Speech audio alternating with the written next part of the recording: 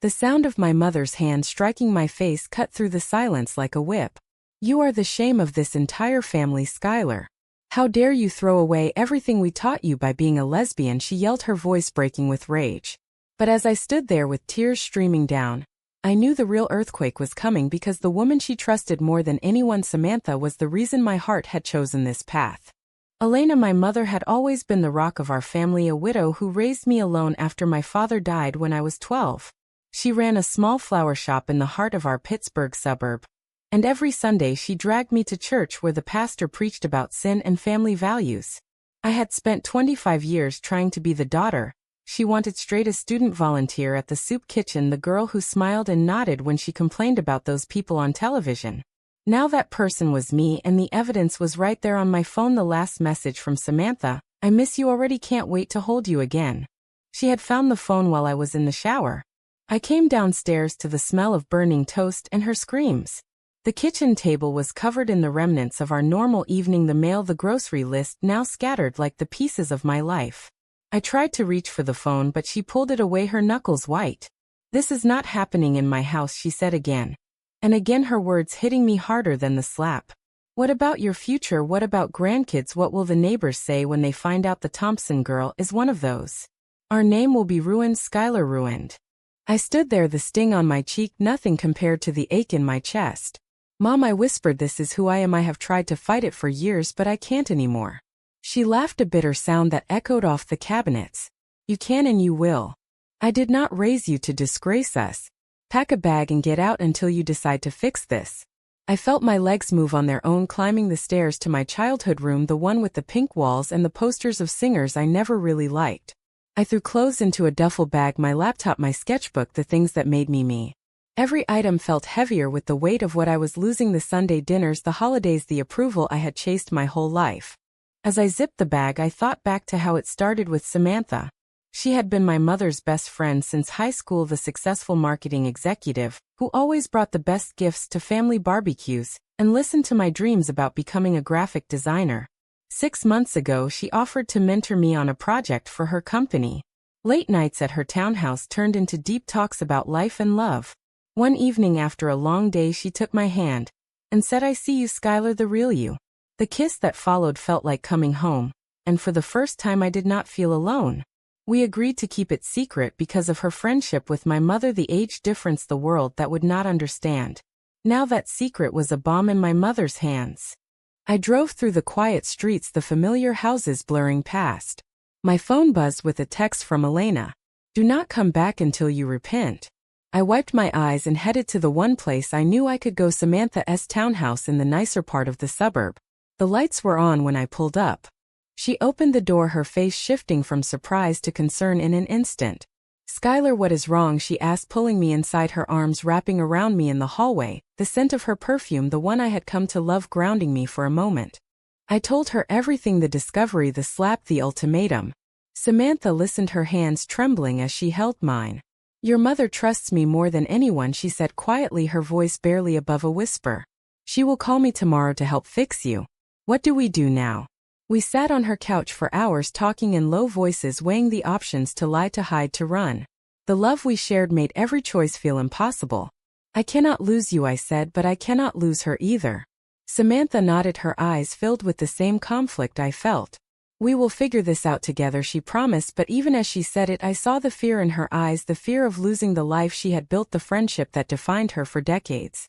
That night I slept in her guest room, but sleep did not come easy. The next morning the phone rang. It was Elena. Samantha answered on speaker, her voice steady as she listened to my mother rant about me, the shame, the need to bring me back to God. "I need your help, Samantha. You are the only one I trust to talk sense into her." Samantha glanced at me, her face pale. "Of course, Elena, I will do what I can," she replied, the lie hanging in the air like smoke. When the call ended, we sat in silence, the weight of the deception settling over us. This was just the beginning, and I knew the price would be higher than either of us could imagine. The decisions we made next would either save us or destroy everything we held dear. The days that followed blurred into a haze of guilt and stolen moments. I found a cheap apartment nearby using my savings from freelance work, but every night I drove to Samantha's. We talked for hours about the future, the what-ifs. One evening she took my hand and said, "I have hidden who I am for 20 years, Skylar, because the world is not kind to women like us. But with you it feels worth the risk." Her words filled me with hope but also terror because I knew my mother would never accept this, especially not from the woman she called family. The confrontation at home had opened a wound that would not heal easily, and the choices ahead would force us to decide what we were willing to sacrifice for the love that had changed us both. The call from my mother came earlier than I expected. Samantha answered it in the kitchen, her voice calm and professional the way she always sounded when dealing with clients. "Elena, I understand your pain," she said, glancing at me across the room. "Skylar is confused, but we can work through this." I sat on the edge of the couch, my heart pounding as I listened to my mother pour out her fears, the church, the family reputation, the disappointment that kept her up at night. Samantha nodded along, her free hand clenched at her side, the knuckles white. "I will talk to her today," she promised, hanging up with a sigh that seemed to carry the weight of the world. We drove to a quiet cafe on the outskirts of town, the kind of place where no one knew us. Samantha ordered coffee for both of us, her hands steady, but her eyes betraying the storm inside. "Your mother sees me as her anchor, Skylar," she said softly. "If she finds out about us, it will break her." I reached across the table, my fingers brushing hers under the napkin. "But I cannot pretend anymore," I replied. "The months with you have shown me what real life feels like." We talked for hours about the moral tightrope we were walking, the loyalty to family versus the truth of our hearts. Samantha shared stories of her own past, a brief relationship in college that ended when she chose career and friendship over love. "I hid it to protect what I had," she admitted. "Now I wonder if that was the right choice." Back at her townhouse, we sat on the porch watching the sun set over the trees. The air was cool with the promise of fall, and for a moment the world felt normal. "I love you, Skylar," she said, pulling me close, her head resting on my shoulder. "But love comes with a price, and I am terrified of what it will cost us both." That night we made the decision to keep the relationship hidden while I tried to repair things with my mother.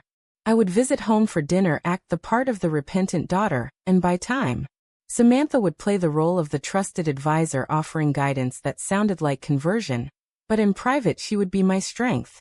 The first dinner back at my mother's house was tense. Elena set the table with her best china, the way she did for important occasions.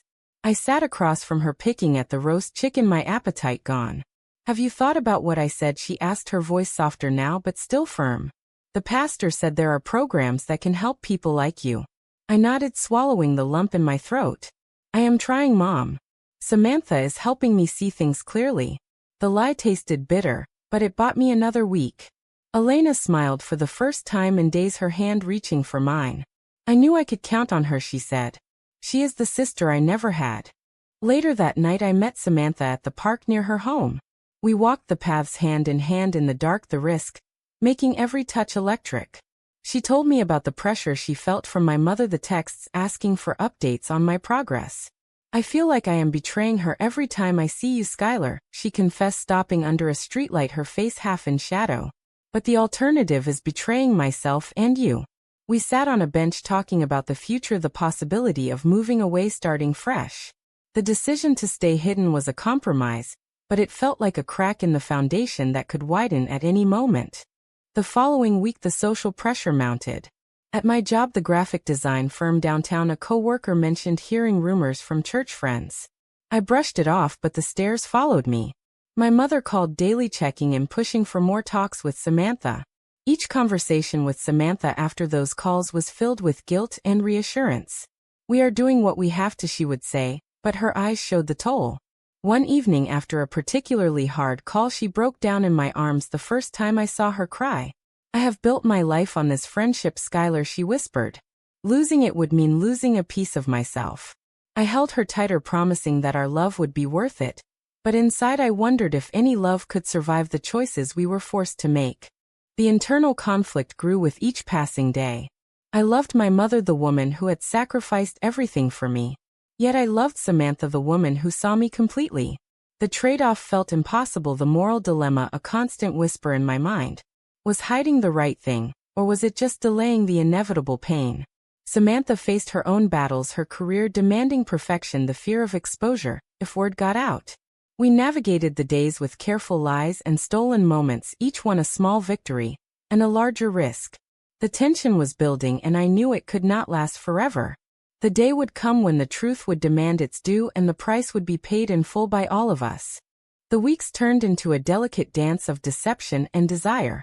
I returned to my apartment, but spent most evenings at Samantha's, the two of us creating a small world of our own. We cooked dinner together, talked about books and dreams, the normal things couples do. One night after a movie she turned to me, her hand on my cheek. "I never thought I would find this again," she said, her voice soft.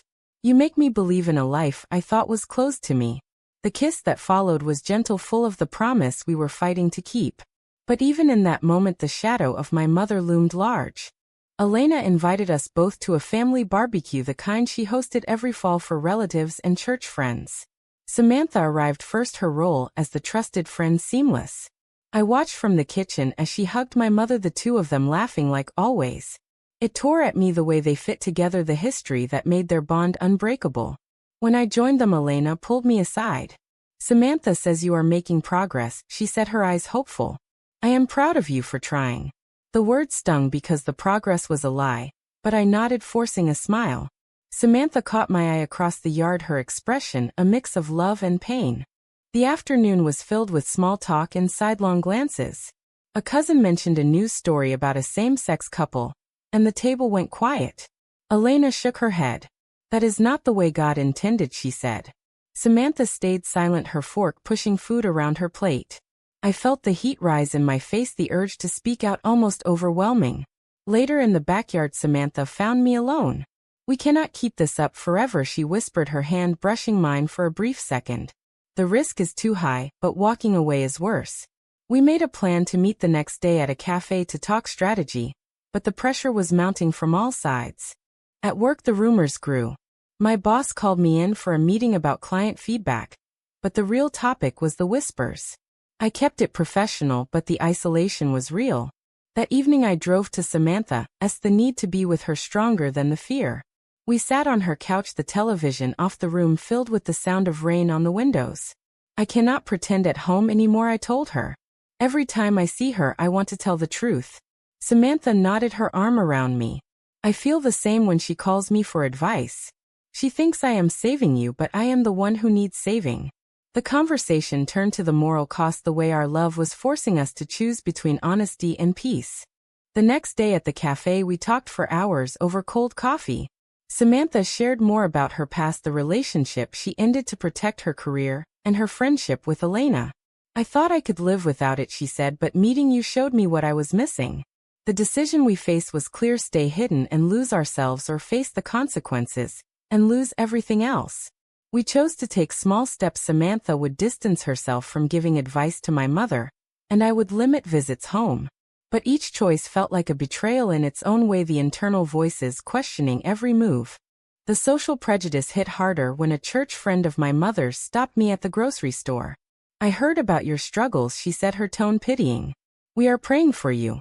I smiled through it, but the encounter left me shaking. That night with Samantha, I broke down the weight of the judgment too much. She held me through it, her words a balm. "We are not the shame they say we are," she insisted. "But the world makes us pay for being who we are." The romance between us deepened in those quiet moments, the happiness a fragile light in the darkness. Yet the mouth-watering grew, the awareness that every moment of joy came with the knowledge of the pain we were causing, and the pain we would cause when the truth finally broke free. The rising tension reached a peak when Elena asked Samantha to join us for a weekend retreat at the church. Samantha agreed to keep up appearances, but the car ride there was silent, the three of us trapped in the lie.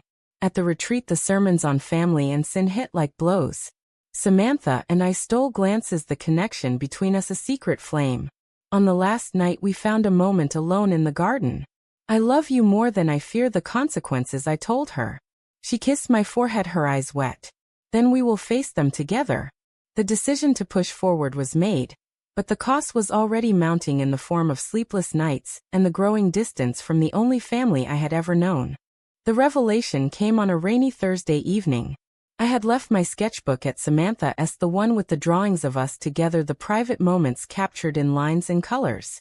My mother stopped by her place to drop off some flowers from the shop, the way she did every week. Samantha was in a meeting, so Elena let herself in with the spare key she had. She found the sketchbook on the table and flipped through it, the truth spilling out in my own hand, the dates, the places, the feelings I had poured onto the page. When Samantha came home, she found Elena sitting on the couch, the sketchbook open in her lap.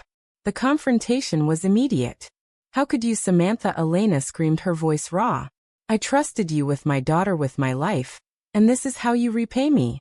Samantha stood frozen, the color draining from her face.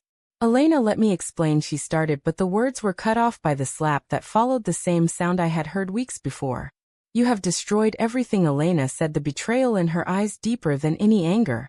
"You were the one person I thought would never hurt me." I arrived at Samantha's just as my mother was leaving her car, peeling out of the driveway. Samantha met me at the door, her cheek red, her eyes hollow. "She knows," she said, pulling me inside. "The whole thing." We sat on the floor, the rain pounding on the roof, as she told me the details, the sketchbook, the accusations, the final words. "I feel like I have lost my sister," Samantha whispered. "But the worst is knowing I hurt you both." The betrayal cut both ways, my mother feeling deceived by her closest friend, and me feeling the weight of the secret that had finally exploded. The argument that followed between me and Samantha was the first real one we had. "You should have told her sooner," I said, my voice rising. "We could have faced it together." Samantha shook her head, the tears falling. "And lose her forever." I was trying to protect what we have. The moral dilemma hung between us, the choice to hide versus the choice to destroy. We talked through the night, the decisions we had made now laid bare, the price of each one clear in the pain we felt. By morning we had reached a fragile peace, the love still there, but scarred by the events. The consequences came fast. My mother cut all contact with both of us, the phone call stopped, the visits ended. At work the rumors turned to open whispers, my boss suggesting I take some time off. Samantha lost a major client, the conservative company pulling out after word spread through their networks. We spent the days together in her townhouse, the world outside feeling hostile. The internal conflict raged in me, the guilt over my mother's pain, the anger at the prejudice that forced us into hiding. Samantha faced her own awakening, the years of hiding now exposed as the wrong path. We decided to take a stand, the choice to live openly despite the cost. Samantha called Elena one last time, the conversation short and painful. "I love Skylar," she said. "And I love you, but I cannot change who I am." The line went dead, the silence louder than any words. That night we walked in the park, the same one where our relationship had grown, the air crisp with the coming winter. The decision to stay together was the right one, but the sacrifices were real, the family lost, the friendship strained. The drama had reached its peak, and the awakening was beginning, the understanding that truth demanded its price, but living a lie cost even more. The fallout spread like ripples in a pond, touching every part of our lives. My apartment lease ended and I moved in with Samantha, the decision practical, but loaded with meaning. The neighbors stared, the mailman avoided eye contact, the small acts of prejudice chipping away at our resolve. At Samantha's office the atmosphere changed, meetings canceled, opportunities passed over. She came home one evening, her briefcase heavy with the weight of another lost contract. "They said it was budget, but we both knew the truth," she said, sinking into the couch. The choice to be open was costing her the career she had built over decades. My mother sent a letter, no return addressed, the words on the page sharp. "You have chosen this life over your family. Do not contact me until you repent." I read it aloud to Samantha, the tears blurring the ink. The family pressure was relentless, the relatives calling to express disappointment, the church group sending pamphlets. Each one a reminder of the social cost, the world that viewed our love as a threat. Samantha held me through it, her own grief over the lost friendship with Elena a constant shadow. "I never wanted to hurt her," she said, "but hiding was hurting me more." The confrontations continued in unexpected ways. A family cousin showed up at Samantha's door demanding I come home, the scene tense and loud. "You are tearing the family apart," he said, pointing at Samantha. "She is the one who led you astray." Samantha stood her ground, her voice steady. "This is not about leading anyone. This is about who we are." The door closed on his angry face, but the encounter left us shaken, the external judgment mirroring the internal doubts that still lingered. In the quiet moments we talked about the trade-offs, the life we were building versus the one we had lost. Samantha shared stories of her youth, the fear that kept her closeted, the decisions that shaped her. "I see now that every choice to hide was a small death," she said. "With you I feel alive." I felt the same, the awakening, a slow burn that replaced the fear with determination. We attended a small support group for women like us, the first time in public together, the act of holding hands, a quiet rebellion. The happiness we found in those moments, the simple joy of being seen, was the reward after the pain. The drama escalated when Elena called Samantha one last time, the voice on the speaker filled with sorrow, not anger. "I miss you," she said. "But I cannot accept this." Samantha replied with honesty. "I miss you too, but I cannot change for you." The call ended in tears, the final break in the relationship that had defined them both. The sacrifice was complete, the friendship lost, the family ties severed. Yet in the aftermath we found strength, the bond between us stronger for the trials. The social prejudice followed us to everyday places, the grocery store, the gym, the looks and whispers, a constant test. We chose to face them head on, the decisions to not hide anymore, the actions that proved our commitment. The internal peace grew with each passing day, the moral conflict resolving into acceptance that our truth was worth the price.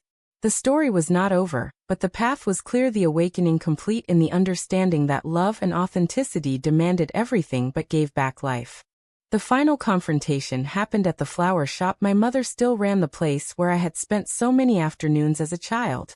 I went alone, the decision to face her one last time, the culmination of months of pain and growth. Elena stood behind the counter arranging roses, her hands steady, but her eyes widening when she saw me. "Skylar," she said, the name soft with old affection. "I have come to say goodbye," I replied, the words heavy but necessary. "I love you, Mom, but I love Samantha too, and I will not choose between the two anymore."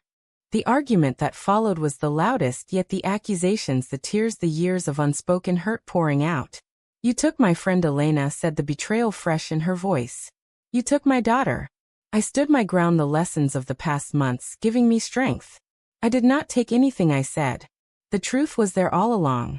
Samantha hid because the world made her, and I hid because I feared losing you. The choice to live openly is the only one that feels right." Elena turned away, the flowers forgotten, the silence stretching between us. "I cannot accept it," she whispered. But the fight had gone out of her, the realization that the family she fought to protect was already changed. Samantha waited outside the car, idling the engine, a low hum in the parking lot. When I got in, she took my hand, the gesture simple, but full of meaning.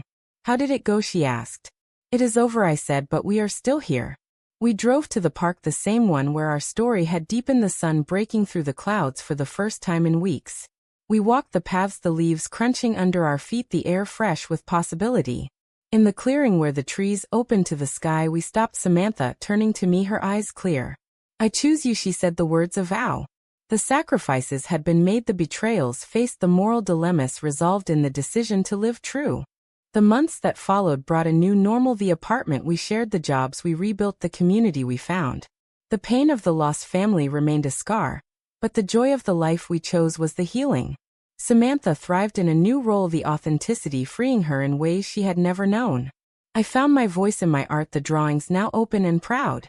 The story of our awakening was one of courage and cost the price paid in relationships and peace, but the reward in self and love. In the end, after all the confrontations, the trade-offs, and the tears, the question remains. When family loyalty demands you deny your true self, is the real wrong in choosing love and truth, or in asking someone to live a lie to preserve the peace?